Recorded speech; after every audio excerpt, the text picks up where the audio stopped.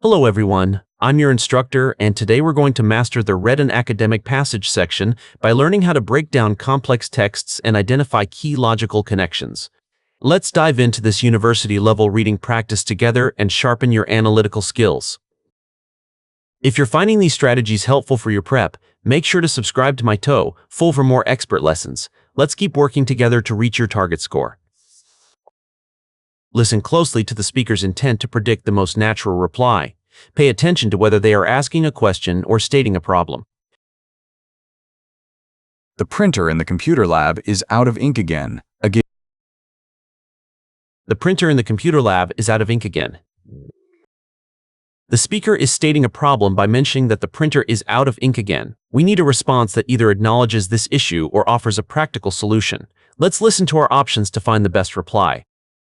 Let's evaluate the response in option A. I will call the technician right away.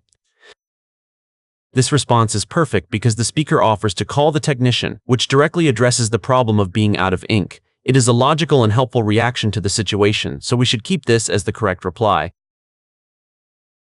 Now, let's hear what option B says.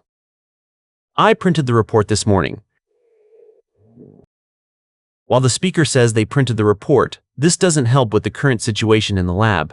It refers to a past action rather than addressing the fact that the printer is out of ink again now. Here is option C. Let's see if it fits. Computers are very helpful for students.